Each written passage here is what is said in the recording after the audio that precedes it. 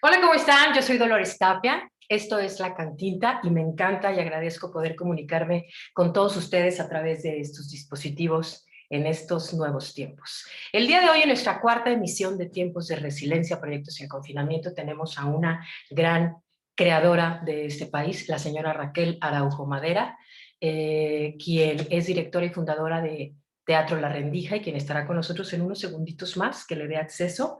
Quiero comentar que Tiempos de Resiliencia es un proyecto de la Cantinta y que es abrazado por el Proyecto de Cultura y Salud de la Universidad de Guadalajara, mi alma mater, a instancia a la que agradezco profundamente. También agradezco a las redes sociales del periódico El Informador que replican este proyecto para que llegue a muchísima más gente. Muchísimas gracias.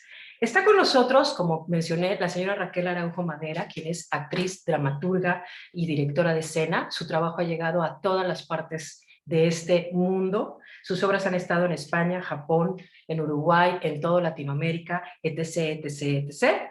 Es fundadora del Departamento de Artes Escénicas del Instituto de Cultura de Yucatán y también es creadora del Centro de Investigación Escénica de Yucatán. Recibió la medalla Javier Villaurrutia en el año 2018, que es la tercera mujer mexicana que la recibe y la primera yucateca. Literalmente, Raquel Araujo es una creadora mundial, ahora de Yucatán para el mundo.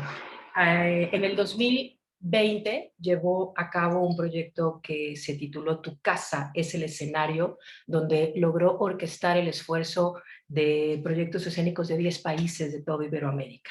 Actualmente está por estrenar La Maldición del Anillo, una dramaturgia de la señora Maribel Carrasco. Está con nosotros en esta pantalla, sí, con toda pompa y ceremonia, y de lo cual me siento súper orgullosa y honrada de tener aquí a la señora Raquel Araujo. ¡Oh! ¿Cómo estás?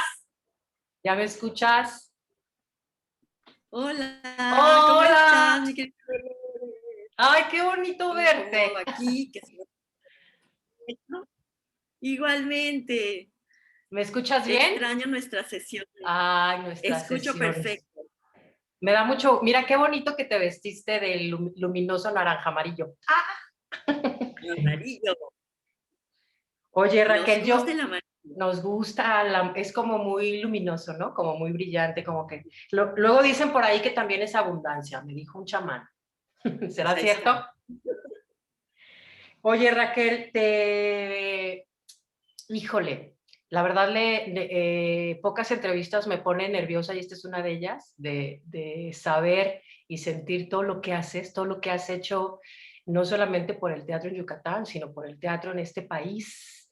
Estaba viendo que estás por estrenar en la sala virtual de Teatro La Rendija, ¿verdad? Un proyecto con la señora Maribel Carrasco, ¿es correcto o me equivoqué? Sí, sí, pero caray, son tiempos complicados y cuando cerramos el teatro, la rendija, que pues ya estamos a 4 días de que se cumpla un año, cerramos el 15 de marzo justamente después de la develación de placa de Moritz y el pequeño Mons de Maribel. Estábamos con Maribel trabajando en laboratorio, días súper gozosos con ella y que nos cierran. El COVID llega y bueno, quedó interrumpido de manera presencial el proceso con ella, pero continuamos trabajando online y eso ha sido una cosa súper bella, de las cosas positivas en medio de la crisis terrible mundial que estamos viviendo, que ha sido poder estar pues por estos medios en comunicación, tal vez con tiempos mucho más amplios de lo que nos permitiría el trabajo presencial, por Creo estar en que, casa.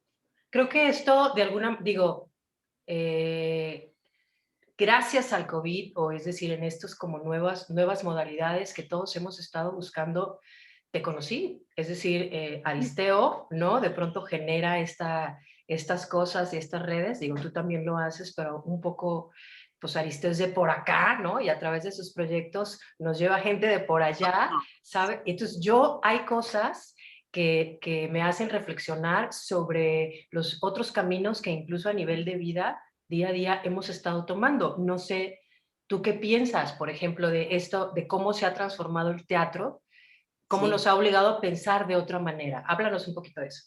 Sí, desde que me mandaste la información, los temas que te interesaba, o sea, me quedé pensando, además han sido muchísimas las charlas y encuentros a distancia todo el año pasado y ahora, entonces eso también ha permitido un espacio de reflexión.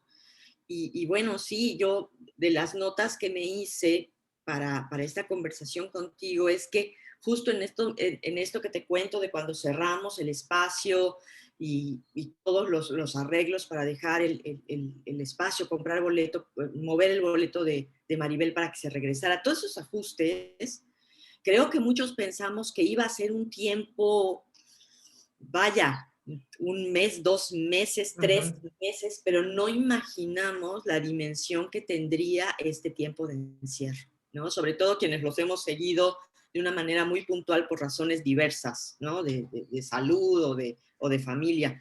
Entonces, todo se volvió como una especie de gran espectáculo de las noticias, ¿no? Toda la situación de Trump, que a muchos nos ha tenido viendo los noticieros, toda la situación de la información mexicana, de las mañaneras, de todas las informaciones de COVID en las tardes, que en cierta medida algunos seguimos y dejamos de seguir ya entrando en una crisis existencial de ya no quiero saber nada. En fin, nos metió en una dinámica muy interesante viéndolo de esta manera y ya casi un año del confinamiento y que fue algo que nos reunió en esa escuela ficticia con Aristeo, que fue explorar este universo íntimo, personal, donde lo doméstico, lo familiar, nuestros objetos, nuestras dinámicas personales cobraron una dimensión que de otra manera no la hubiera tenido, Dolores. O sea, ese tiempo que compartimos juntas y juntos en la escuela ficticia creó vínculos hermosos, aun cuando no nos conocemos de manera presencial. Comenzamos a abrir resquicios de conocimiento, de intimidad, de cuestiones muy personales a Ujú. distancia. Esos espacios que se crearon me parecen bellísimos Cómo y nos volvimos compañeros, ¿no? Es decir, como un juego de azar con un toque romántico, de pronto nos estábamos acompañando algunos que compartían procesos como muy íntimos de por primera vez, por ejemplo, de pronto encontramos esto que dice Didangway, ¿no? En la cátedra, que me encanta cuando habla de la reverberación en el otro, ¿no? O sea, cómo de pronto algo nos toca y nos hace acompañar al otro que no conocemos, pero que ya es parte de nuestra, ¿no? Eso me pareció profundamente bello de estas conexiones. sí.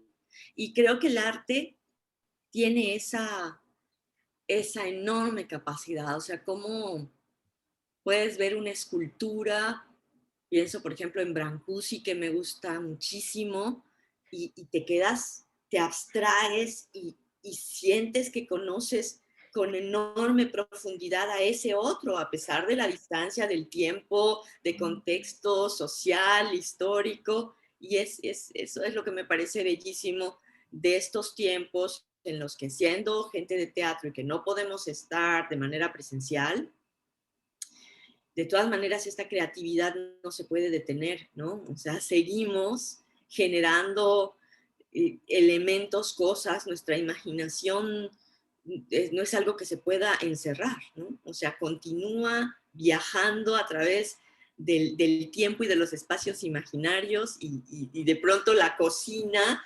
y la tabla de cortar verduras se convierte en una paleta de colores y te da Claro. un chance de cosas que antes no te permitías, ¿no? Entonces, tiene un lado muy atractivo también este tiempo de confinamiento, ¿no?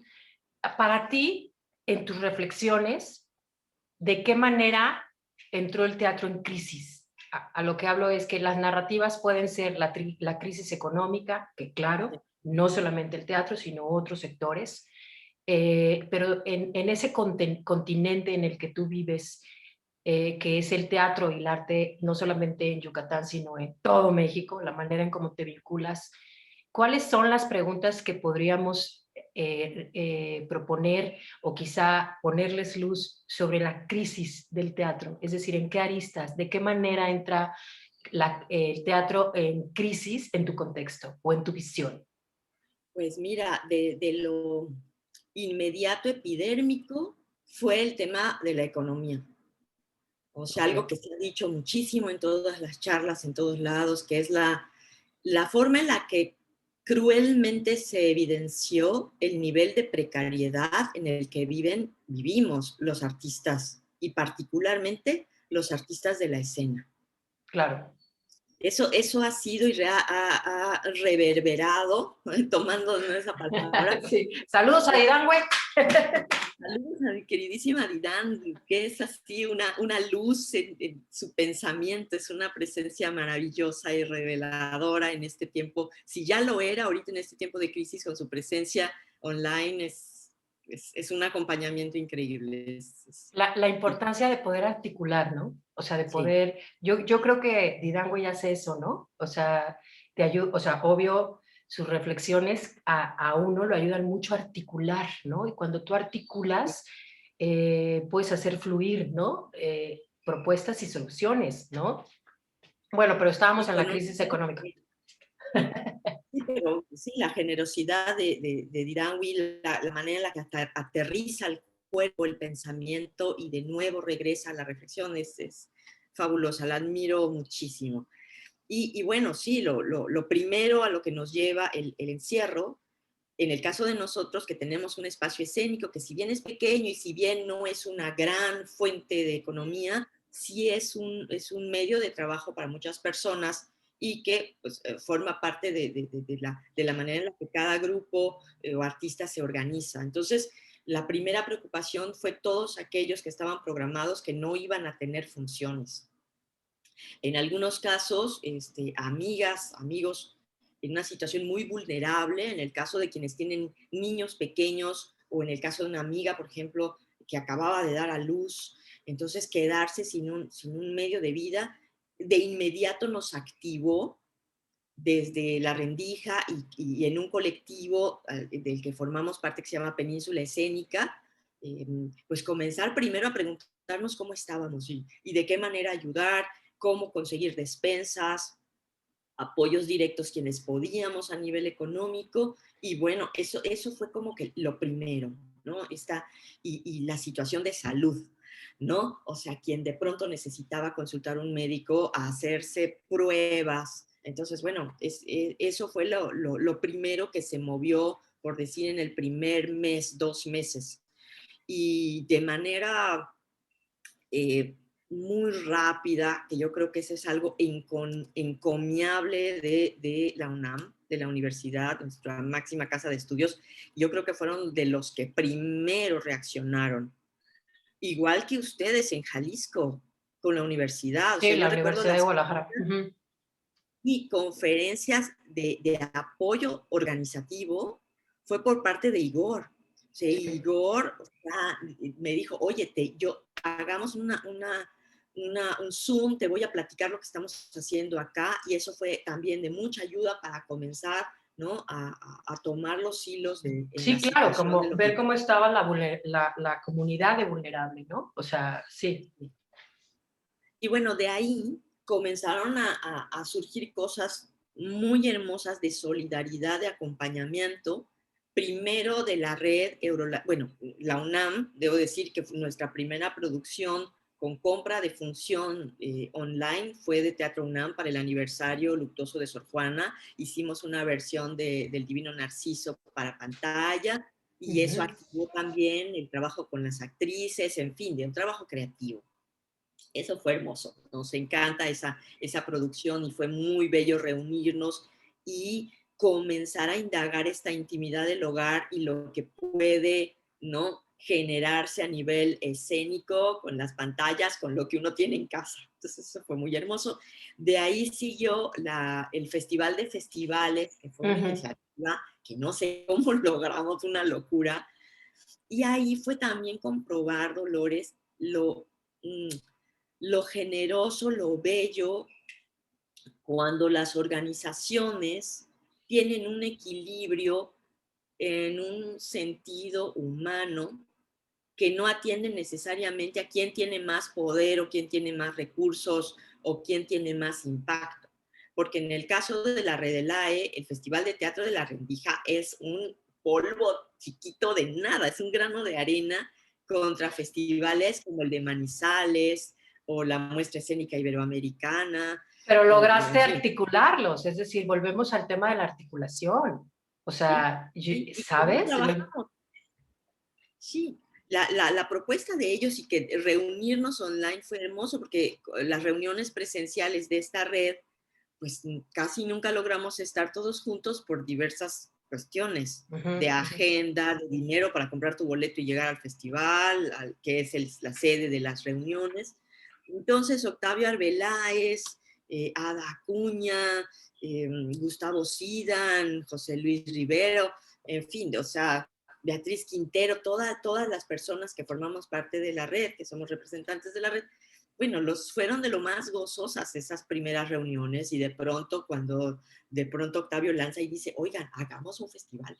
Y entonces se dio una cosa bellísima, con un enorme respeto por la programación que cada uno de nosotros estuvimos proponiendo. Y de ahí, yo creo que la otra gran organización que nació en medio de la pandemia fue la Asociación Nacional de Teatros Independientes. Anti. Es una anti. Entonces, Claro. o sea, todo aquello que era urgente, que era importante y que no nos habíamos dado el tiempo de hacer, se pudo llevar a cabo gracias a la posibilidad de conectarnos por estas vías. Claro. Entonces, De hecho, sí. todavía en la página un poco se pueden ver testigos de lo sucedido y de todos los que llevaron a cabo el proyecto, ¿no? Digo, ya a mí me tocó algunas charlas donde se empezaban a cuestionar esto que tú dijiste al principio. No cuestionar, sino poner sobre la mesa temas de las cosas que el teatro como tal ya venía arrastrando y que la pandemia lo que hizo fue hacerlo evidente, ¿no? O sea, eh, esto lo uno a otra pregunta, Raquel, que logras, bueno, digo logras, pero sé que es mucha gente la que está involucrada, ¿no? Algo importante, ahorita que dices, bueno, la UNAM se articuló, Igor, ¿no? A través de Cultura UDG, de pronto también se articuló. ¿Cómo hacer mirar esto ante las autoridades nacionales? ¿Cómo hacer mirar esta precariedad de los artistas escénicos, que no es nueva, que no la provocó necesariamente el COVID, sino que la evidenció, ¿no? La puso sobre la luz? Digo, estamos hablando de esto ahora y quizá si no hubiera sucedido esta crisis no estaríamos hablando tú y yo de esto ahora. Y a mí me parece pertinente una pregunta que te haría a ti y a toda la gente que nos puede escuchar, ¿cómo hacerlo mirar ante las autoridades federales? ¿Sí me explico? ¿Cómo hacerlo llegar hasta allá? Pues mira, antes de la pandemia ya Península Escénica formaba parte del Consejo Comunitario de para las Artes Escénicas. Esta iniciativa a la que pertenecen pues, un montón de colectivos a lo largo del país venía ya preparando en una mesa de redacción una propuesta de modificación a la Ley General de Cultura para adicionar un título que no sabemos si será sexto, séptimo, el número que le toque, para hablar específicamente sobre las artes escénicas. Claro. Yo creo que es una corresponsabilidad. O sea, sí ha sido claro para todos que en este periodo de gobierno han sido mucho más sensibles los gobiernos estatales que el gobierno federal. La extinción de los fideicomisos, que fue como de machetazos, o sea, sin ver cuáles realmente funcionaban, o reglamentar a aquellos que estuvieran, ¿no? Cometiendo desfalcos o que estuvieran haciendo malas cosas, pues era una vía para que no se fracturara un ejercicio que le da muchísima más flexibilidad a la manera de poder hacer las cosas desde la sociedad civil. Claro. Entonces, yo creo que han sido muchas medidas que han sido sin ver el detalle de lo que sí ha funcionado. Y yo creo que el Fondo Nacional para la Cultura y las Artes realmente a lo largo de los años que existió, creó un enorme y magnífico panorama de creación de las artes. Entonces, bueno, Claro. vamos a ver cómo funciona ahora, cómo van marchando las cosas. La Rendija y muchos grupos, si no fuera gracias a la existencia de programas como México en Escena, no podríamos llevar a cabo las actividades que hacemos. Tener un Claro. espacio abierto y sobre todo poder apoyar a grupos que por su capacidad de innovación, porque son emergentes o porque tienen características que no hacen factible que entren de inmediato a circuitos más oficiales, tienen cabida en espacios de laboratorio de creación y que para algunos creadores a lo mejor se tarda 1 año, 2 años o más tiempo de experimentación el poder encontrar un lenguaje propio o encontrar un camino, ¿no?, concreto, real, de creación, ¿no?, de grupos o de artistas de manera individual. En fin, es complicado. Yo tengo la esperanza de que a través de todas estas propuestas, que también ha sido fabuloso ver cómo los artistas nos hemos comenzado a organizar. Ujú. Y, por ejemplo, a nivel federal, la Asociación Nacional de Teatros Independientes de inmediato logró una interlocución con las autoridades, ¿no? Que no se han cumplido las cosas es otro tema, ¿no? O sea, lograr un impacto real o una respuesta real ante los problemas que de una manera articulada se han expresado de una manera contundente. Entonces, yo creo que tiene que haber mucho más escucha por parte del gobierno federal, ¿no?, a la situación, al pulso real de los creadores. Y, ¿sabes? Yo creo que hay algo que es un ejercicio que es necesario hacer y que en la reflexión de la mesa de redacción de este apartado sobre las artes escénicas estamos revisando y que aquí en Yucatán un maestro que admiro muchísimo, que es Humberto Chávez Mayol, hizo con nosotros con Península Escénica, que es no una cartografía, porque no dimos cuenta realmente de cuántos somos y quiénes somos, que ese es un gran problema, ¿no? Claro, A que pesar de aparte es súper necesario, ¿no? O que es sea, en todas necesario. las latitudes. Y ahorita te voy a comentar de un proyecto que estamos inventando desde hace un tiempo, que a lo mejor Eh, por ahí puede haber algo de sinergia interesante, y que tiene que ver con los diferentes sectores de un mapa de transversalidad de los agentes culturales. O sea, hay muchos ámbitos, entonces no todo el mundo le va a servir una beca del FONCA, ni todo el mundo va a ir a la Muestra Nacional de Teatro. Se tienen que diversificar los apoyos y claro. los formatos de salida de un trabajo, concretamente de las artes escénicas, que cada vez se hibridiza más, o sea, de cada vez hay muchos más hilos, ¿no?, que comunican diferentes actores de la escena, ¿no?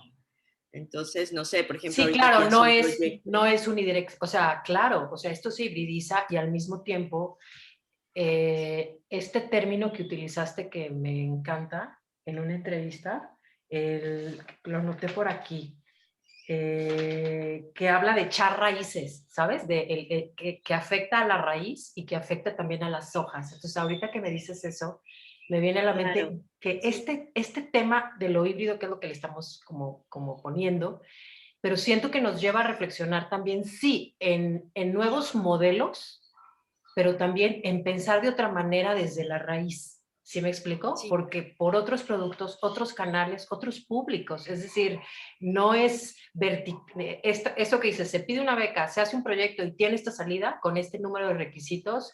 Eso siento que para el universo, el espectro en el que estamos ahorita parados, que todavía no ha acabado, es decir, seguimos como en una bola, no es suficiente. Es como un puntito en un universo fenomenológico que está llevando hacia, no te digo otros caminos, otras playas, es decir, que nos va a encontrar con mares hiperdiversos, así lo percibo, ¿sabes? claro. Sí, pensaba ahora con lo que estás diciendo en Sara, en nuestra querida Sara Pinedo, ¿no? Ajá, Ella, por ejemplo, habla, sí, no, seguramente no voy a ser muy exacta de lo que ella dice, pero sobre otras formas de colaborar, ¿no? Yo creo que una diferencia importante entre cierto trabajo que hacen creadores y grupos que no atienden a un público que va a pagar un boleto, sino que son vehículos para una construcción de comunidades y de ampliar el panorama para todas esas realidades que estamos viviendo actualmente, ¿no? Donde la creación se convierte en no solamente la creación del artista, sino cómo se configura en una co-creación con aquellos otros con los que se colabora. Pienso Claro. concretamente en el teatro comunitario, en el que pues mujeres que quiero muchísimo como Sara y Juliana Fessler, pues hemos estado compartiendo, ¿no? En situaciones muy diferentes por las comunidades en las que hemos trabajado en el proyecto Ruelas, eh, otras formas de ver las artes escénicas como espacio de conectividad, de colaboración, de co-creación y que tienen unas funciones muy diferentes de un formato de teatro comercial, por ejemplo, ¿no? Claro, claro. Entonces, pensaba en ello y había otra cosa que ya se me fue, que seguramente regresará Yo, en algún momentito de ahorita que mi hablas como de vida. estas como transversalidades, nuevos caminos y reflexiones, yo tenía algo que preguntarte. En un artículo que escribiste, lo bajé, no sé dónde lo escribiste porque o no me fijé o no hallé dónde lo escribiste. ¿Por qué? Mencionas, mencionas para variar a Gabriel Weiss, ¿no? Sí. Y sobre la interdisciplina y escribiste. La interdisciplina, núcleo de investigación, se abren comillas, debe permitir la libre fluctuación entre ciencias y arte. Yo Dolores, subrayo ciencias y arte para hacerte una siguiente pregunta. Con el propósito de librarse de los deterministas de una cultura dada. Hablando de ciencia y arte. En estos momentos, creo que el tema de la salud y la sanidad y el arte se transversalizan de una manera como nunca antes, o quizá no, y se pone solo luz sobre esta reflexión. ¿Qué tan importante es la reflexión de la salud y el arte para ti hoy? Y si esto estaría intrínseco en un teatro pospandémico. O ya exageré. No, pues es que, mira, aquí yo te cuento una cosa que marcó mi vida y que fue el paso por dos momentos de cáncer de seno. Entonces, eso, caramba, pues vaya, por supuesto que te hacen ver de otra manera la vida y en ese momento en el que el cuerpo atraviesa eh, toda una situación médica donde no sabes lo que está pasando, donde tienes la mirada del médico, no sobre ti como un objeto que va a ser intervenido y que bueno, tuve la fortuna de contar y seguir contando con unos médicos que adoro con toda mi alma, que son mis ángeles de la guarda, y que tantos, es mi cirujano queridísimo José Luis, y mi oncólogo Jorge Bastarrachea, y Dider Lenoir, que es mi médico ángel de la guarda de Ayurveda, que me ayudaron a salir. Pero entonces también ahí Wow. la perspectiva del cuerpo, ¿no? Yo era bailarina, entonces bailarina de danza clásica, que es medio suicida, entonces aguantas el dolor y aguantas, ¿no? Y de pronto cuando te enfrentas con una cosa como esta, pues entra una situación de vida, pues que sí te pone entre la espada y la pared. Entonces, pues la situación de salud y cuerpo es algo que desde ese momento, pues quedó como un eje de mi existencia, porque es algo que tengo que estar atendiendo regularmente, ¿no? La salud de la mujer es una cosa bastante compleja, ¿no? O Claro. sea, tenemos una plomería complicada nosotras. Entonces, bueno, el trabajo de la rendija con Gabriel Báez, desde su inicio, se centró, la rendija comenzamos siendo sobre todo mujeres creadoras de la escena, que además todas queríamos dirigir y por supuesto el trabajo en esa primera época siendo muy jóvenes, pues se centró en lo que en aquel momento nos interesaba, que tenía que ver con la maternidad, el aborto, el cuerpo, la relación de pareja, la relación con nuestras madres. Entonces, bueno, ahí en ese momento y en esa primera época en la que trabajamos tan de cerca con Gabriel, pues sí, nosotras nos convertíamos como en una especie de objeto de estudio, ¿no? Y pues ahora en la situación de la pandemia, creo que nunca antes a nivel mundial nos habíamos preocupado tanto por respirar, ¿no? Por Claro. el oxígeno, por, Ujú. por cualquier cosa que de pronto sientas que te afecte con la respiración, porque todos entramos en algún momento con esta inquietud de cómo estaba respondiendo nuestro cuerpo, y cualquier tosecita o cualquier cosa era el miedo de tener, ¿no? De estar contagiados. Claro. Entonces, indudablemente, y bueno, esto es algo que yo creo que muchos hemos estado preocupados, no desde ahora, sino desde el siglo pasado, que tiene que ver con una cuestión de ecología, ¿no? O sea, de cómo respetar y poder aprender a vivir juntos. Esto, híjoles, yo creo que es lo más complicado, ¿no? Y yo creo que he aprendido muchísimo de la comunidad de Pozo Blanco, de mis queridísimos Quijotes.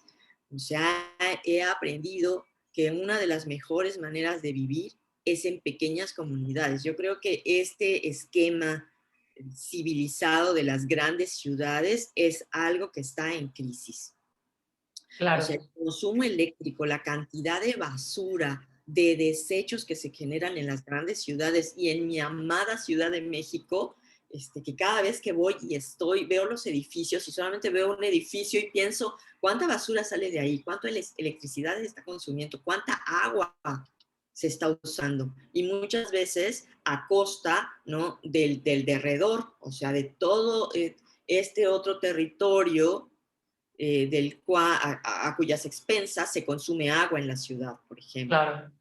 Sí, y también este tema de lo inmediato, o sea, a lo que voy, las grandes ciudades nos han propuesto, pues tengo hambre, voy a un súper, ¿no? Es decir, que está aquí en la esquina, que está muy bien, que es algo muy práctico y nos acostumbramos a ello. Sin embargo, tú que has vivido procesos de salud tremendamente fuertes, también, ¿qué hay para consumir en el súper de primera mano? ¿No? Que esa es otra reflexión sobre el sistema alimenticio que impera en los países, ¿no? Es decir, y que cuando entras en una crisis sanitaria personal o colectiva, empezamos a revisar algo que se llama sistema inmune, ¿no? Ya poniéndose así muy individualista. Y cuando tú quieres restablecer ese sistema inmune, mira qué gran paradoja, vas al súper y no puedes consumir nada de lo que, sí o sea, esto tiene químico, esto tiene conserva, no, entonces de pronto es, así vivimos.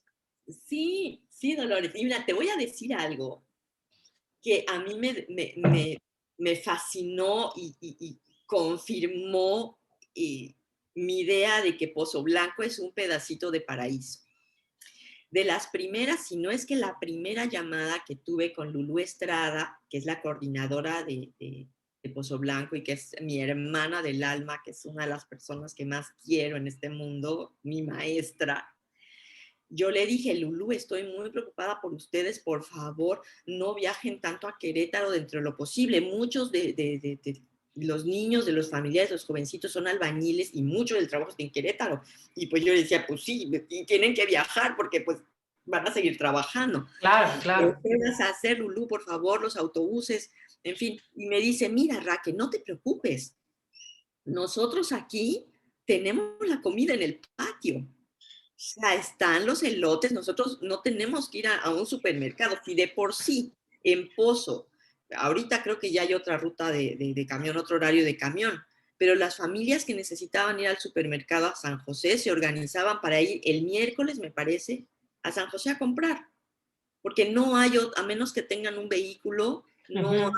autobús, y para tomar el autobús es siéntate a esperar que pase, que no tiene horario exacto, ¿no?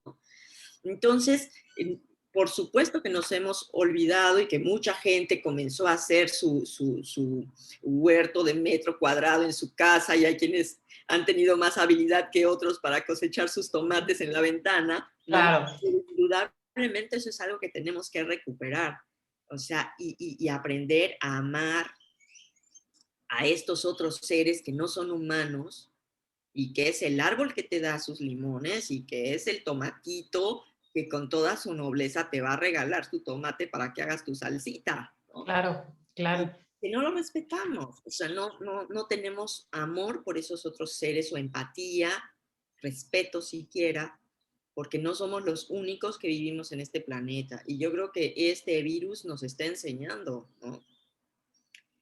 Que sea como sea la procedencia de este virus, con toda la polémica que hay al respecto, pareciera como una regulación del planeta, es decir, es que ustedes sobran, o sea, Claro. ustedes son la plaga, ustedes, ¿no? Entonces, Sí, por ahí en una entrevista, obviamente con todas las teorías que hay, obviamente yo con mucho menos información porque no soy científica en la mano, en una entrevista Ana Francis Moore decía algo que me parece muy interesante desde el punto de vista teológico, pero teológico teatral cabaretero como es ella, que lo agradezco muchísimo. Hablaba sobre que pareciese que el COVID es una muestra de cómo el hombre ha alterado los sistemas naturales, ¿no? Es decir, supongamos que la primera teoría que aventaron de que el murciélago, ¿no? Y entonces alguien consumió fuera cierta, digo, no lo sabemos, sí, supongamos que es cierta. Pues es esto, ¿no? Revisar esta actitud del hombre que va y se mete a otro ecosistema que no es el suyo, alterarlo, sí. ¿sabes? Porque el murciélago no viene y te toca la casa, ¿no? Se mete y te hace un desastre. O sea, no, somos nosotros los que vamos y nos vamos a alterar otro ecosistema. Sí, sí. Mira, hay dos eventos, bueno, hay muchos, pero esos dos me parecen fascinantes de lo que a mí a nivel personal me ha tocado. Recuerdo un día saliendo al estacionamiento de la Universidad Anáhuac Mayab, que está a las afueras de la ciudad de Mérida. Recuerdo que salí al atardecer y de pronto me quedé impactada porque el estacionamiento estaba lleno, Dolores, pero lleno de escarabajos. Unos escarabajos bellísimos, enormes. Y yo lo primero que pienso es una plaga que pasó, ¿no? Y de pronto me di cuenta, es que seguramente desmontaron, o sea, pelaron una zona de la selva baja para hacer un fraccionamiento o un edificio. Y todas Claro, estas criaturas volaron y se fueron para donde fuera para evitar la masacre. Y totalmente. una que me ocurrió en el jardín de casa, de tu casa, es que aquí en la zona hay un hay un pájaro bellísimo azul que se llama toj o ¿Cómo? reloj Ah, toj, que ok. es una pequeñita ave del paraíso, no sé si sea correcto Ujú. decirlo por la especie y demás, pero es un pajarito muy alargado que tiene una cola larga azul y que hace, su cola se mueve como un péndulo, entonces por eso también le dicen pájaro reloj. Es precioso, es un pájaro azul hermosísimo. Qué Y yo bonito. estaba en la tarde de casa y de pronto veo que en el árbol se posa un toj y yo me quedé extasiada, fui por los binoculares, me puse a observarlo y de pronto lo mismo que con los escarabajos, dije, ¿cómo llegó este toj aquí que no se suelen ver tantos en la ciudad? Pues alguna parte de selva ha sido ahora talada y pues los pájaros empiezan a buscar para dónde ir, ¿no? Claro, exacto. Entonces, bueno, o sea, no hay espacio para los animales. O sea, hemos arrasado con el hábitat de cuántas especies que están en extinción. Entonces, es, es aterradora la, esta manera de ser del humano, ¿no? Claro. De la inconsciencia y de esta creencia de que estamos solitos y que somos los reyes de la naturaleza. Claro, y que nuestros paradigmas construidos son los que deben de regir, ¿no? Es decir, hasta el comportamiento del perro, ¿no? Es completamente disparatado, ¿no? Sin embargo, esto que dices me parece sumamente positivo que se ponga sobre la mesa a partir de esta crisis, porque volvemos al tema, esos son las crisis, ¿no? Es decir, poner en crisis significa revisarse, ¿no? Claro, Muchas cosas se derrumban, muchos paradigmas se hacen pedazos y se empiezan a revisar otras posibilidades que no se habían revisado antes. Yo un poquito unido al tema de la resiliencia, que es un poco lo que une estas charlas, querida Raquel, la resiliencia obviamente me lleva a pensar en esta crisis. Sin embargo, también la resiliencia me lleva a pensar en el teatro, sí, indudablemente, ¿no? Parece ser que es como parte, un ADN del teatro. ¿En qué momentos, como artista escénica, te recuerdas más resiliente? ¿O ante qué? Pues mira, yo creo que cuando fundamos La Rendija es uno de esos momentos. Ok. Eh, ¿Hace 30 y qué? bueno, sí, sí, pero no hablo del momento en el que se crea el grupo. Hablo Ok, del momento de la sede aquí en Yucatán, que ok, fue en 2009. ok. Veníamos de un cambio de gobierno, cambio de partido, y que, bueno, desgraciadamente lo que ocurre, como ya sabemos en el país, es que un cambio de partido significa que el que entra tira todo, sea bueno, malo, positivo, Ujú. negativo, que funciona o no. Y en 2009, Dolores, nos moríamos de hambre aquí. O sea, hubo un momento de enorme esplendor por la creación de la Escuela Superior de Arte, la Orquesta Sinfónica, un montón de gente vino para acá, mi adoradísima Karina Hurtado estuvo viviendo aquí. Ah, la Karina.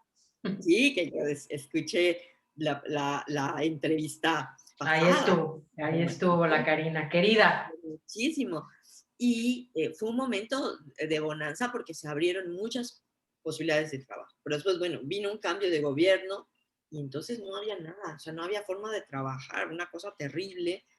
Y pues necesitábamos dar funciones. El Ayuntamiento de Mérida ha tenido a través de sus programas apoyos. No son suficientes, pero en las diferentes administraciones han tenido el deseo, el interés de producir, aunque sea con 3 pesos, pero bueno, algo se abre.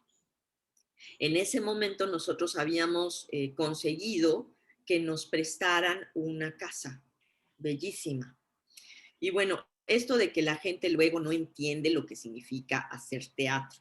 Entonces, cuando nos la prestaron, ensayamos, montamos, todo padrísimo, pero a la hora, bueno, ya les habíamos advertido, bueno, esto tiene que tener temporadas. Entonces, cuando entendieron que el teatro no era tener un ratito el espacio en la tarde, sino que iba a entrar gente y que iban a haber funciones, cuando entendieron, nos dijeron, ¿saben qué? No se puede. No. Estábamos a punto de estrenar para el ayuntamiento. Entonces, como locos y como siempre con ayuda de mi madre, que además marca una época porque a 2 días de abrir el espacio murió mi mamá, una cosa terrible, pero bueno, pues siempre con la ayuda de ella logramos rentar así de un día para otro una casa. Entonces las 2 producciones que se iban a hacer se estrenaron en ese espacio, que fue Casa Teatro de la Rendija, en 2009. Y pues fue un periodo terrible, de verdad, donde tuvimos que adaptarnos y encontrar eso, o sea, pasar de resistir a esta idea de la resiliencia, que es adaptarnos Ujú. al esquema, la forma, crear y transformar aquellas ideas que teníamos para generar pues ese espacio que, si bien ya Escena 40 grados en 2004 había abierto una nueva forma de producción para los grupos locales. En Yucatán, en Mérida concretamente, bueno, podemos decir en Yucatán, pero también en el interior del estado, se habían siempre abierto casas para hacer teatro, pero ese movimiento había quedado como dormido, se habían cerrado, ya no se hacía, alguno que otro grupo tenía un espacio, pero no se había generado un movimiento. Entonces, con Escena 40 grados, se comenzó a abrir de nuevo ese movimiento, se abrió la 68 de Elena Poniatowska, que ahorita la está retomando mi queridísima Daniela Camacho, pero estaba todo como dormido. Entonces con Escena 40 se revitalizó, fue una locura esa casa porque todos los grupos querían ser programados, bueno, fue una locura. Creación de audiencias, el público llegaba sin preguntar qué había esa noche, llegaban para quedarse a lo que hubiera. Y, pero tuvimos que cerrar, no conseguimos los fondos y además ya nos habíamos vuelto un poco esclavos de los grupos. O sea, Oscar y yo nos la pasábamos trabajando y ya tampoco estábamos creando nosotros. Pero bueno, entonces en 2009 abrimos esa casita específicamente para Teatro de la Rendija y ya de ahí se desató un movimiento de espacios alternativos que ahorita florecen por la ciudad y es bellísimo. Y creo que ese fue un momento, Dolores, que yo marcaría de de resiliencia a tope, Muchas ¿no? gracias. Y que me recuerdo muy bien, Juan de Dios Rat, mi querida Ariadna Medina, que ahora son Murmurante y que estábamos con Ah. Vania. Recuerdo que teníamos, ¿qué te digo? 9 espectadores, 10 espectadores, el cupo máximo era de 20. Dábamos Tío Vania, que era una producción bellísima y que bueno, Tío Vania salía corriendo y podías ver su carrera después del disparo hasta el final del patio en una perspectiva, en una hora que nos encantaba, pero teníamos 10 espectadores. Nos tocaba, o bueno, les tocaba como a 50 pesos. Y teníamos, ahora lo puedo decir, una especie un bar clandestino donde podías comprar tu cerveza y luego Roberto Franco, Mau Canto, todas aquellas personas queridísimas que han sido parte de la rendija a lo largo de los años, comenzaron a crear cócteles tremendos que te dejaban fulminada. Y entonces terminabas de la taquilla, cobrabas los 50 pesos que te tocaba y pues comprabas tu cóctel para quedarte allá a conversar después de la Claro. tiempos durísimos, pero tiempos que yo creo que terminaron de configurar aquello que eclosionó y floreció en lo que ahora son los espacios escénicos alternativos de la ciudad de Mérida. Es que eres yo creo que eres una pionera en todo. Ay, mi dolor. Y Pues mira, desde ahí te preguntaría porque tú me lo tienes que responder. El ser mujer, quiero que tú nos digas, por tu camino en este México. Digo, aparte, de alguna u otra manera has estado cerca también de instancias, ¿no? O sea, públicas, privadas, en tu proyecto, te has vinculado con. Ahorita me mencionabas a Karina Hurtado, hemos hablado de Didango y de Ana Francis también, de toda la gente que ha participado contigo. El ser mujer en el arte escénico en este país, ¿no? No en China, en este país, y tu perspectiva, tu reflexión a lo largo de estos años. sí. Pues mira, de inmediato me viene a la mente algo que acaba de ocurrir, que es ayer Oscar Urrutia, mi esposo, mi compañero de batallas, mi ángel, Tu cómplice, ¿no? recibió a nombre de mi suegra, que falleció, un reconocimiento a las 3 mujeres que fundaron el PIEM, el Programa Interdisciplinario de Estudios de la Mujer del Colmex. Okay. Entonces, yo en ese momento estaba en otra charla, ya no me acuerdo de qué, entonces no pude escucharlo en vivo y entonces lo vi en diferido. Y fue tan hermoso y tan conmovedor lo que él dijo, porque él dijo que, bueno, que él jamás se ha cuestionado, ¿no? La necesidad de equidad, porque él la vivió con su madre, ¿no? Entonces, Elena es una mujer que yo admiro muchísimo. Y la forma en la que me recibieron todos como pareja de Oscar en casa de mi suegra es algo que guardo en el corazón. Y ver la trayectoria de 2 mujeres tan diferentes, con una lucha semejante. Por un lado, mi suegra, ¿no? Elena Urrutia, que además, pues ella viene de una familia de intelectuales, de artistas, sobrina de Agustín Lazo, de Carlos Lazo, en fin, y una mujer extraordinaria, ¿no? Con estudios y bueno, con toda la carrera que ella tuvo como feminista. Y por otro lado, mi madre, ¿no? Mi madre no terminó la primaria, ¿no? Mi madre, mi familia es de un pueblecito que es Tixcocop, que está cerca de Mérida. Que Y te sin llevó a la danza, ¿no? me llevó a la danza. Leí ese pasaje, se me hizo hermosísimo Y, la idea de tu gran yete entendiendo el mundo. y, y sí, momentos de crisis, ya sabes, cuando eres adolescente y que no saben ni qué, ¿no? Y mi madre fue la que me llevó a la danza, pero bueno, ella fue una mujer que no terminó la escuela, ¿no? Fue madre soltera, con toda la situación que significaba en ese momento tener un hijo, ¿no? Sola en un pueblecito, entonces ella carga con toda la familia, se mueve a la ciudad de Mérida y es una de las primeras avicultoras de Yucatán. Ella, tengo fotos que se me hace la carne de gallina, donde está ella sentada con toda una bola de señores fundando una cooperativa de avicultores, ¿no? Para tener su propia fábrica de alimento para gallinas que fuera mucho más sano, ¿no? Con menos químicos y con productos de mejor calidad. Y bueno, o sea, una mujer asombrosa que me enseñó a trabajar y que me enseñó a... O ¿Cuál es sea, el nombre de tu madre? Nidia Araujo. Lidia Araujo. Y aquí donde estoy es la casa de ella que nos legó y que actualmente estoy en una de las habitaciones que es espacio de residencia para los artistas, y aquí son las oficinas y bodegas de Teatro de la Rendija.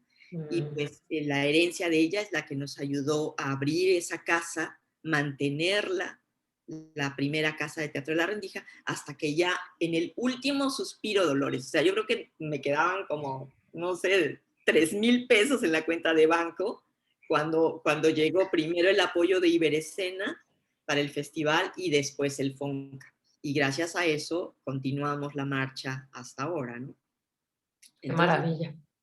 sí, entonces ser mujer yo creo que es un ejercicio de resistencia, de autoconocimiento, de cooperación y de colectividad. Porque te digo, desde el principio, cuando comenzamos Teatro de la Rendija con Rocío, con Amada, con Alejandra, éramos un grupo de mujeres. O sea, veo a los compañeros, que quiero muchísimo y extraño a Mauricio Rodríguez, que falleció hace unos años y que fue mi pareja y que juntos creamos muchas cosas y éramos una pandilla ahí de locos, pero yo veo a las mujeres fuertísimas, todas vivíamos solas, a diferencia de los chicos que vivían en casas de sus familias. Las mujeres ya vivíamos solas y teníamos nuestros trabajos y veíamos la manera de salir adelante, ¿no? Entonces yo Claro. creo que nos tocó ser una generación de directoras que no la tuvimos fácil, porque todavía éramos muy pocas. Entonces, la complicidad, por ejemplo, con Juliana, ¿no? Fue muy, muy bella. Se dio poco antes de que yo me viniera a vivir aquí a Mérida, ¿no? Ana Francis todavía, recuerdo ver uno de sus primeros montajes comenzando a dirigir. Y ahora yo lo que veo es una belleza de panorama de mujeres increíbles, increíbles, que están haciendo un montón de cosas y que bueno, yo lo veo así, ¿no? O sea, pensar en generaciones como la de mi madre, como la de mi suegra, la de mis tías, que todavía tenían que, bueno, todavía estamos en la lucha, obviamente, Claro. lo que acaba de ocurrir, todo lo que vimos de la valla, la manera en la que las mujeres tomaron el Zócalo y con todo este dolor, la escritura y el nombrar a todas aquellas mujeres que nos faltan, ¿no? Claro. Es caramba, Sí. No hay como no conmoverse y unirse a eso, ¿no? O sea, sí, como totalmente. fuerza que emergiera, de pronto enfrentar a otra fuerza todavía más canija, ¿no? Presente y sistémica y que es la negación, o sea, es decir, ajá, o sea, ya, pero si te fijas en la narrativa de la realidad, es cada vez más evidente. Sí.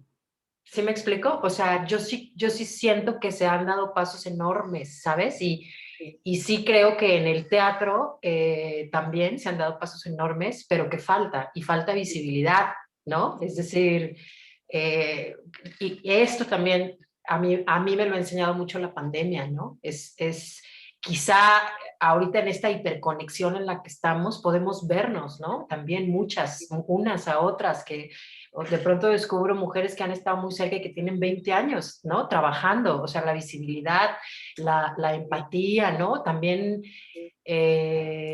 incluso uno mismo repite patrones sin darse cuenta y de pronto se va dando cuenta. Una cosa que me gustaba mucho, Laura Ibet, cuando la entrevisté sobre cultura de paz, decía también tener paciencia con las que vienen más atrás y no han tomado conciencia de muchas cosas porque tendemos a juzgarlas, ¿sabes? O sea, pero es eso, es una toma de conciencia, Sí. siento, ¿no? O sea, digo, ya te pregunté, ya me respondí. Queda perfecto para que yo te platique de una cosa que, bueno, yo he pensado desde hace un montón de años y nunca hemos tenido tiempo de hacerlo, lo platiqué un poquitito por chat con Verónica Bujeiro, que la quiero un montón y que ella ha estado siempre en sus notas sacando a la luz semblanzas, bios de mujeres y está como, ¿no? Muy con ese pulso, con ese deseo.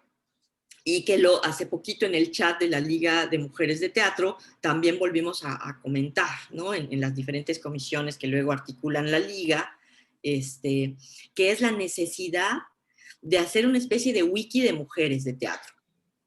O sea, por ejemplo, Lulú Estrada es una mujer que yo admiro profundamente y por supuesto nadie conoce su trabajo, ¿no? Claro. Aquí al interior del Estado, ¿no? O sea, la maestra Góngora, por ejemplo, Delia Rendón quedó a cargo del Laboratorio de Teatro Campesino, Soco Loesa, que hace una labor increíble en Tecó y además y tiene maestría en dirección de escena, ¿no? Y no todo el mundo la conoce, o sea, no es alguien que de pronto cuando estás buscando una dramaturga o que estás buscando con quién colaborar, por ejemplo, pues no te Claro. nosotras nos conocimos en la escuela ficticia. Exacto, ¿Sí? ajá, ajá. Que Entonces, esto nos lleva a tu otra reflexión, es decir, estos canales que han existido, ¿no? Que nos toca revisar, donde si no estás en ese canal pareciera que no existes o que no creas o que no eres buena creadora y no es así. ¿Sí me explico? O sea, tenemos un chorro de chamba.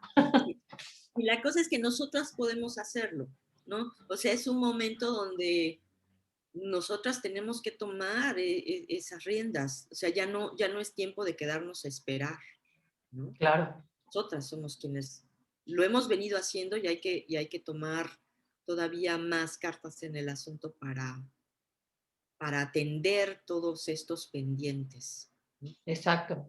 Sí, como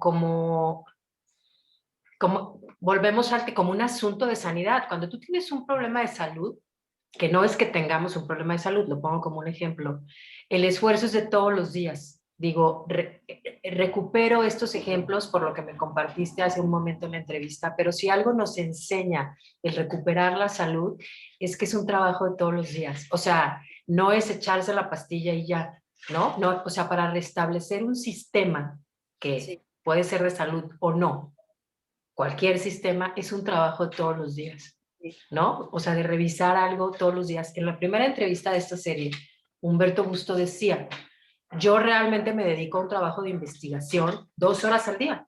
O sea, o sea, soy creador, de pronto tiene que ir a filmar una serie, ¿no? O sea, los proyectos en los que él se desarrolla y que él impulsa, pero en su día dedica 1 o 2 horas a un tema de investigación sobre diversos temas para nutrir su arte. Y claro, me parece una forma de sanidad, ¿no? En el espectro creativo, pero me parece tal cual, una forma de sanidad, ¿no? Entonces creo que nosotras ahí tendríamos que enfocar, ¿no? Un esfuerzo diario a articularnos, ¿no? Es decir, a visibilizarnos, a... Bueno, pero me decías de este wiki que querían hacer o que quieren no, pues hacer. hay que intentarlo, entonces ya te estaré sonsacando para que Sí, inventemos. Creo que es como de ir poniendo cada quien el granito de arena. Yo espero que esto lo platiquemos, o sea, hay varios eh, hilos tendidos para inventarlo. Y yo creo que es muy necesario, sobre todo por lo que te dices de visibilizarnos y de colaborar entre nosotras. Es totalmente. algo que es necesario, urgente Y, hacer y construir lazos fuertes, ¿no? claro, y aparte este tema de la transversalidad de las generaciones, es decir, también, por ejemplo, estás en una latitud generando unas cosas a nivel nacional de cierta generación, ahorita que me platicas de tu madre, de las herencias que tú traes, ¿no? De las cosas con las que trabajas, la salud. Y de pronto pienso, que era algo que platicaba con Karina, estas jóvenes, ¿no? Que vienen también y que encuentran otro panorama y que al mismo tiempo son súper valientes, ¿no? Y que también de pronto en su hacer sería necesario, ¿no? Poder comunicarnos unas a otras porque volvemos sí, estas como miradas verticales que a lo mejor se dieron en otra época ya son completamente obsoletas. Y esto me llevaría a otra pregunta porque yo aspiro por el impulso que da Cultura OVG a este programa, que nos escuchen muchísimos universitarios de mi alma mater, yo también soy universitaria, ¿cómo pedir ayuda? Es una pregunta que me interesa hacérsela a todas las personas que participan en tiempos de resiliencia, porque parece muy tonta, parece muy boba, eh, pero a veces no sabemos pedir ayuda, ¿no? O cuando estamos, yo de pronto en algunos momentos me descubro que apenas sé hacerlo, ¿no? O sea, o tengo desconfianza, o tengo miedo, o no sé vincularme con cómo pedir ayuda, ¿no? Y cómo sirve el arte para recuperar la salud. Uf, Dolores, está bien, bien compleja la pregunta que estás haciendo. Creo que no estamos acostumbradas y acostumbrados a pedir ayuda porque estamos o tal vez acostumbrados a exigir en algunos casos, ¿no? A quedarnos callados o a resignarnos. Y tal vez este periodo de duelo y de melancolía que hemos estado viviendo todos en mayor o menor medida, pues nos ha, yo creo, en el mejor de los casos, habernos conectado con otros. Entonces, pedir ayuda yo creo que tiene que ver con una necesidad de autoobservación, ¿no? Para encontrar cómo lograr la empatía para poder pedir esa ayuda. Siento, creo. Ujú, ujú, ujú. ¿No? A mí me cuesta mucho trabajo pedir ayuda. Sí, Siempre me he a mí considerado como también, pues. sí, autosuficiente y por lo general soy yo quien brinda la ayuda. Entonces, creo que con el único con el que logro esa capacidad por el amor es con mi esposo, ¿no? Con Oscar. Él muchas veces, o sea, sabe que no lo articulo, pero que lo necesito y llega a ayudar, ¿no? Llega a auxiliar. Pero yo creo que es un acto muy difícil. Pedir Ok. ayuda tiene que ver Sí, con tiene que ver con autoobservarse, ¿no?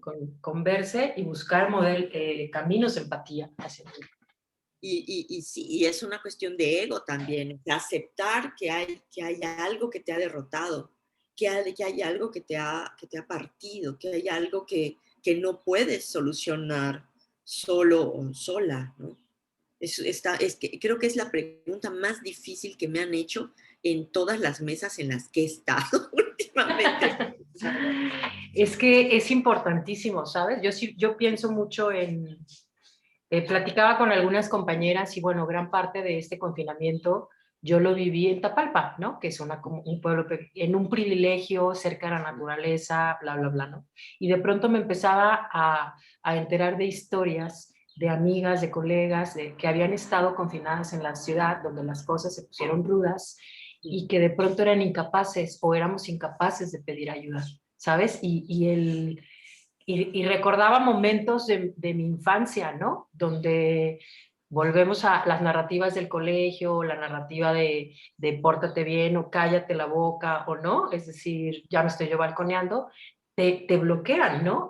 O sea, estás acostumbrada a hacerte fuerte, ¿no? Sí, Y a partir de eso, cuando necesitas ayuda, entonces me encontré con muchas compañeras como que en su construcción de identidad estaban con eso en ellas y de pronto dije, qué fuerte, ¿cómo pedir ayuda? ¿No? Es sí, decir, cómo identificarlo, ¿no? Y otra, cómo cristalizarlo, ¿no? O sea, cómo claro. contactarse con el otro para poder, y creo que es en que se ponen en juego muchas cosas, ¿no? Muchas cosas de tejido sutil, ¿no? Que son las cosas que creo que la pandemia ha puesto sobre la mesa otra vez, ¿no?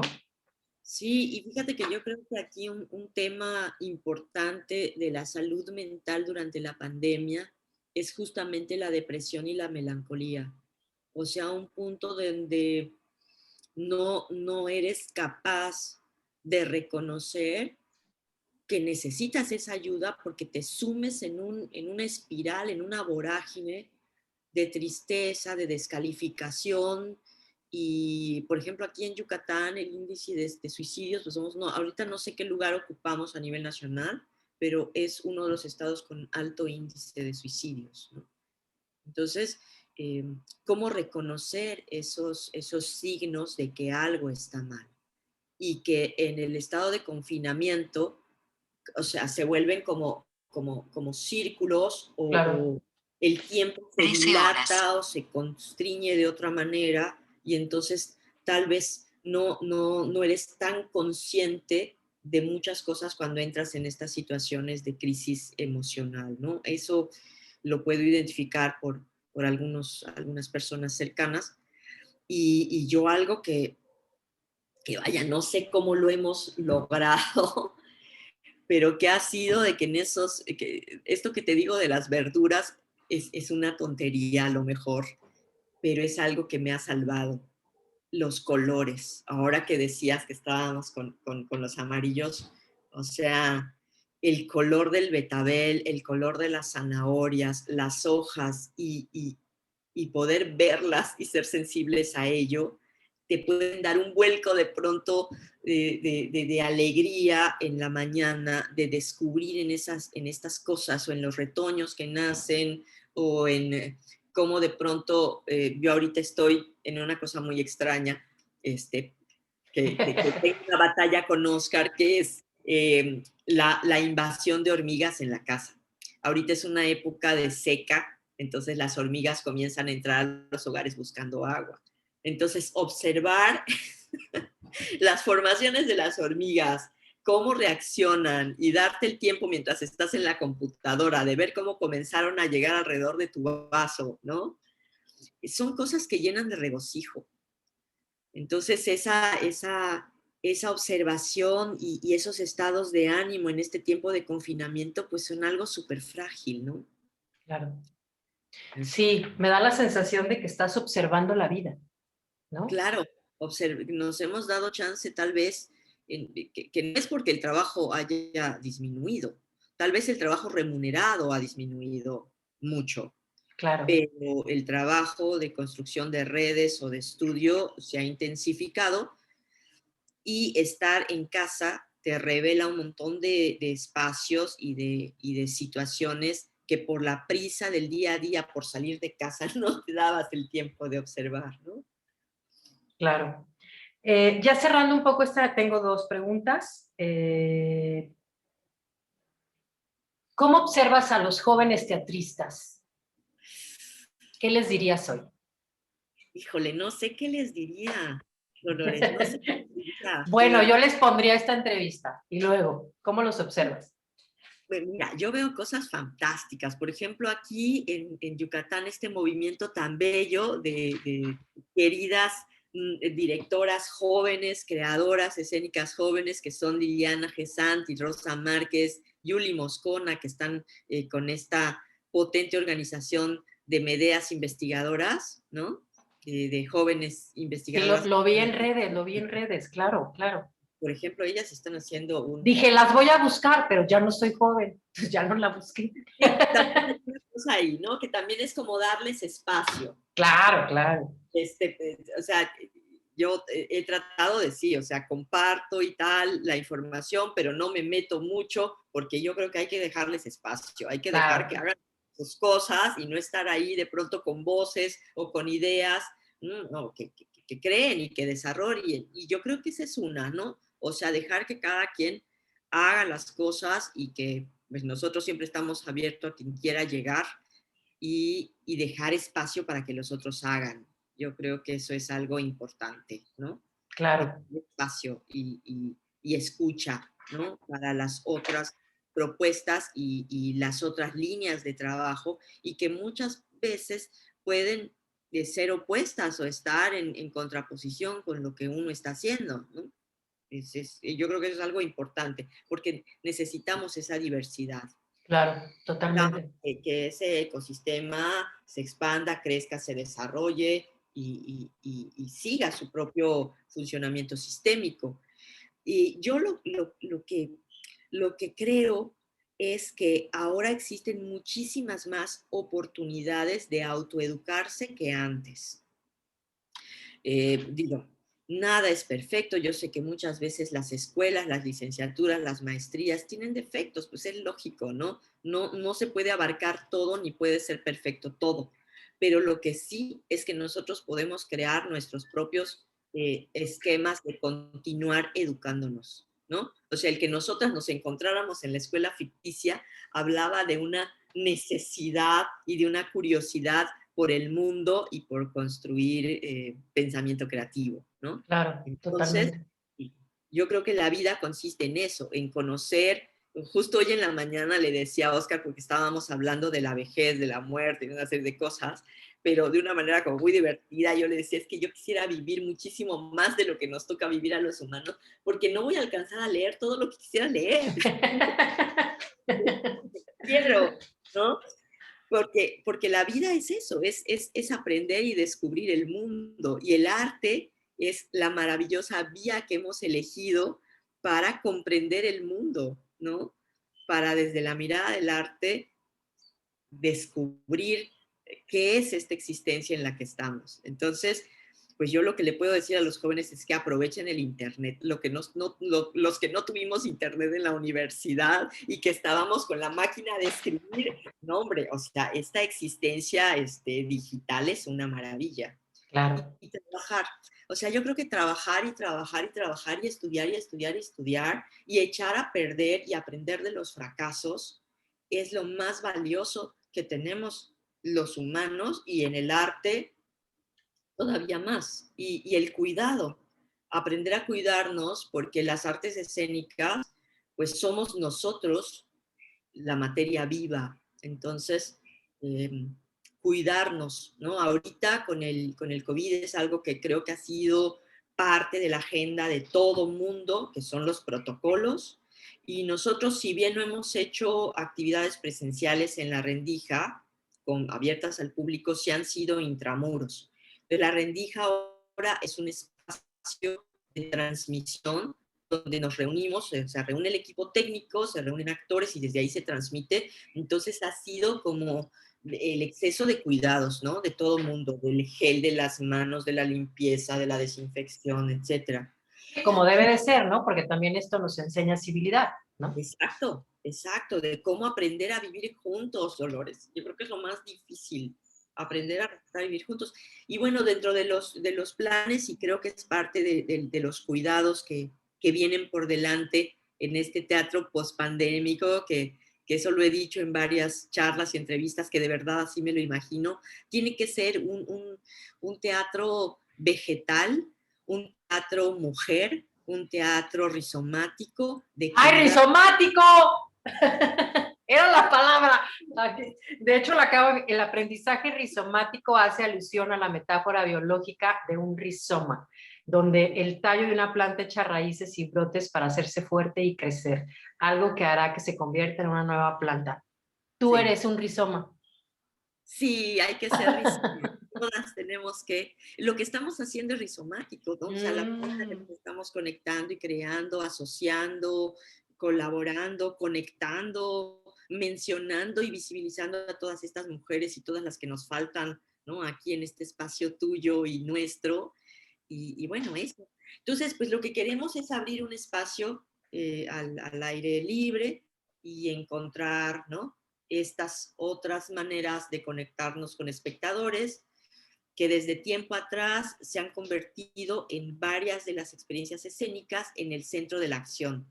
O sea, actores nos hemos convertido en facilitadores para las experiencias en narrativas y en relatos con los espectadores. Entonces, por ahí va, y la creación también cerrada para la expectación externa del espectador, pues esa es ahorita nuestra ocupación mayor, encontrar formas y que por supuesto el trabajo a través de la pantalla, pues hay un enorme aprendizaje que todas y todos estamos teniendo, ¿no?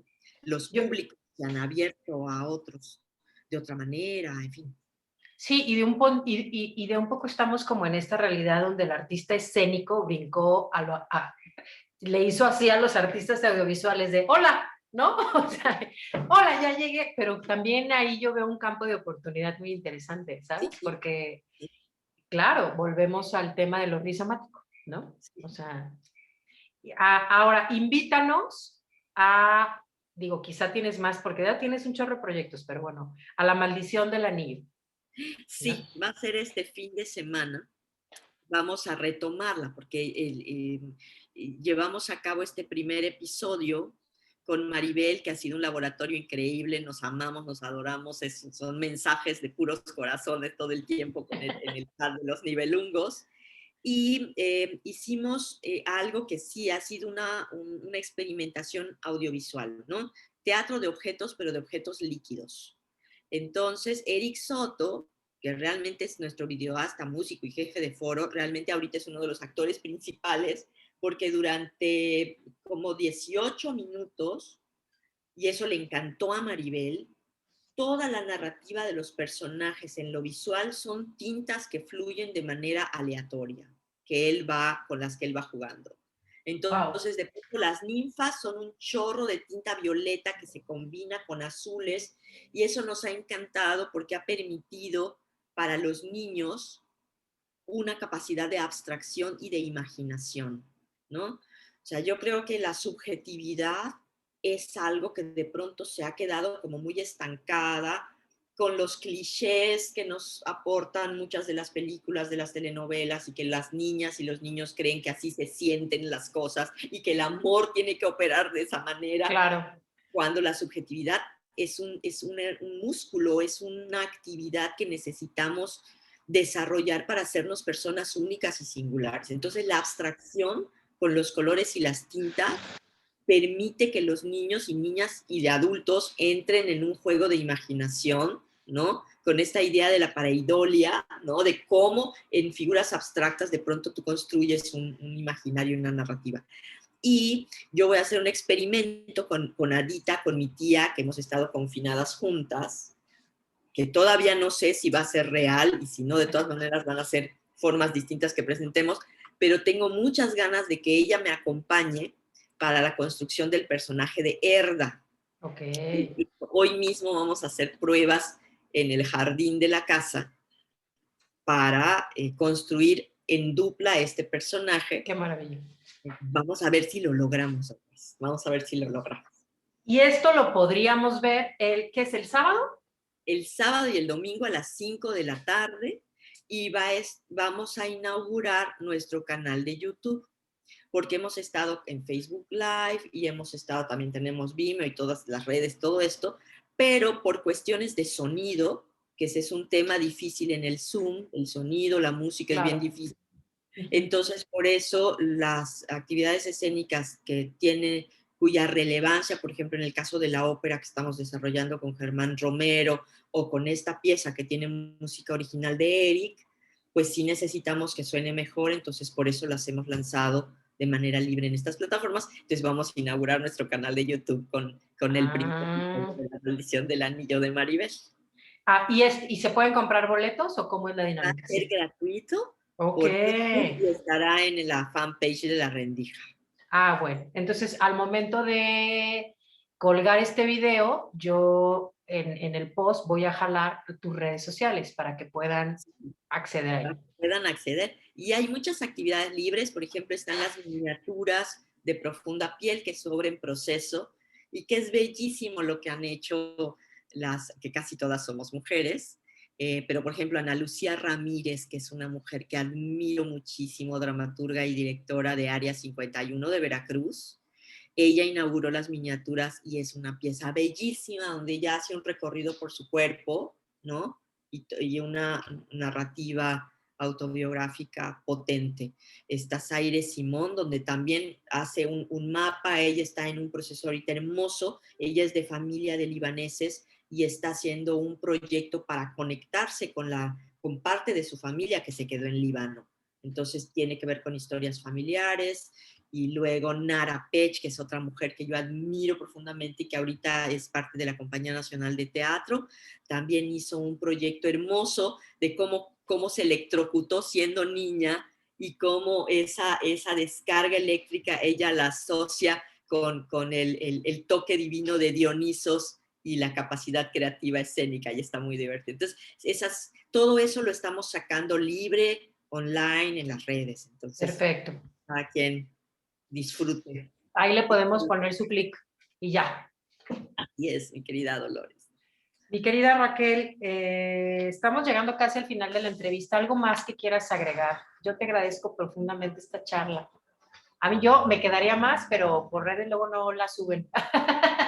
Claro, sí, no, y esta larguísima conversación que yo espero que continúe en otros espacios, en otros momentos, y que es un verdadero placer haberte conocido en la escuela, con Aristeo, que es alguien que De hecho, queremos está por muchísimo. sacar un fanzine, ¿no? Se está por sacar un fanzine de Materiales, por supuesto. claro, me habló Aristeo, digo, también le avisamos al puesto, ya vamos a tener Aristeo en una emisión futura para, entre otras cosas, hablar de este fanzine que está sacando a la luz sobre esto, que ya, es que ya lo dijimos mucho, sobre esto que es la escuela ficticia y los trabajos que se hacen en la escuela ficticia, pero eso ya hablará Aristeo, pero ahí nos conocimos, como en este momento de pandemia que ha dejado estas cosas, ¿no? Y que también es importante sacar a la luz lo bueno. Así es, claro, por supuesto. Pues qué placer estar contigo aquí, mi queridísima y admiradísima Dolores. Yo sí me tomé mi café, ¿eh? Acá Yo estuve. estoy con agüita. Mi querida Raquel, muchas felicidades por todo lo que eres y literalmente seguimos conectadas. Te mando un beso. Seguimos. Otro enorme. Hasta prontísimo. Hasta prontísimo a ti y a todos. Chao. Gracias.